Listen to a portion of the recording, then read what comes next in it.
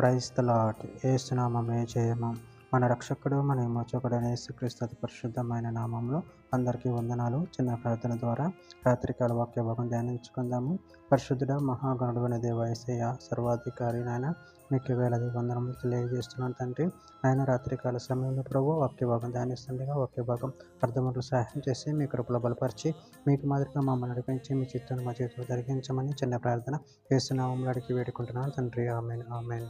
యోహాను సువార్త 11వ అధ్యాయము 4వ వచనం. యేసు అది విని, ఈ వ్యాధి మరణం కొరకు వచ్చినది కాదు, కానీ దేవుని కుమారుడు దాని వలన మహిమపరచబడినట్లు దేవుని మహిమ కొరకు వచ్చినదనెను. ఆమేన్. దేవుడి వాక్య భాగం దీవించిన కాక. ప్రభునందు ప్రియులారా, ఇక్కడ వాక్య భాగంలో గమనించినట్లయితే యేసు అది విని, ఈ వ్యాధి మరణం కొరకు వచ్చినది కాదు, కానీ దేవుని కుమారుడు దాని వలన మహిమపరచబడినట్లు దేవుని మహిమ కొరకు వచ్చినదనెను. అదేవిధంగా వాక్య భాగంలో గమనించినట్లయితే పేతురు రాసిన మొదటి పత్రిక 4వ అధ్యాయం 11వ వచనం. ఒకడు బోధించినడలా దైవోక్తులను బోధించినట్టు బోధింపవలెను. ఒకడు ఉపచారం చేసినడలా దేవుడు అనుగ్రహించు సామర్థ్యం నుండి చేయవలెను. ఇందువలన దేవుడు అన్నిటిలోనూ యేసుక్రీస్తు ద్వారా మహిమపరచబడును. యుగ యుగములు మహిమయు ప్రభావమును ఆయనకుండును గాక. ఆమేన్. పేతురు రాసిన మొదటి పత్రిక 4వ అధ్యాయం 14వ వచనం. క్రీస్తు నామము నిమిత్తం మీరు నిందల పాలైన యెడల మహిమ స్వరూపి అయిన ఆత్మ అనగా దేవుని ఆత్మ మీ మీద నిలుచుచున్నాడు కనుక మీరు ధన్యుడు. యోహాను సువార్త 5వ అధ్యాయం 23వ వచనం. తండ్రి గణపరచినట్లుగా అందరూ కుమారుని గణపరచవలనని తీర్పు తీర్చుటకు సర్వాధికారం కుమారునికి అప్పగించి ఉన్నాడు. కుమారుని గణపరచని వాడు ఆయనను పంపిన తండ్రిని గణపరచడు. యోహాను సువార్త 7వ అధ్యాయం 18వ వచనం.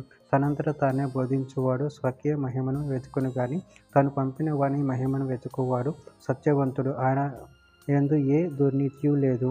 ఫిలిప్పీయులకు రాసిన పత్రిక 1వ అధ్యాయం 11వ వచనం. వారు క్రీస్తు దినమునకు నిష్కపటులను నిర్దోషులను కావాలని ప్రార్థించుచున్నాను. యోహాను సువార్త 8వ అధ్యాయము 54వ వచనం.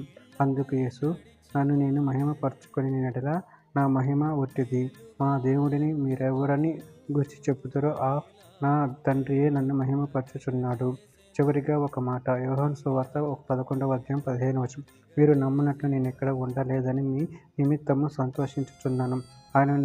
ఆయనను అతని యొద్దకు మనము వెళ్ళుదము రండిని స్పష్టముగా వారితో చెప్పెను. ఆమె. దేవుడి వాక్య భాగం దీవించగాక. చిన్న ప్రార్థన చేసుకుందాము. పరిశుద్ధుడ ప్రేమగల దేవ యేసయ్య, మీరు ఇచ్చిన ఒకేదాన్ని బట్టి ప్రభావం కృతజ్ఞతలు చెల్లించుకుంటానంటే ఆయన మిమ్మల్ని మహిమపరిచే వారంగా నేను కనపరిచేవారు ఉండే శక్తిని అనుగ్రహించండి. మీ కృపలో బలపరచండి, స్థిరపరచండి. మీ చిత్తును మా జీవితాలు జరిగించమని చిన్న ప్రార్థన యేసు నామములో అడిగి వేడుకుంటున్నాను తండ్రి. ఆమేన్ ఆమేన్ ఆమేన్.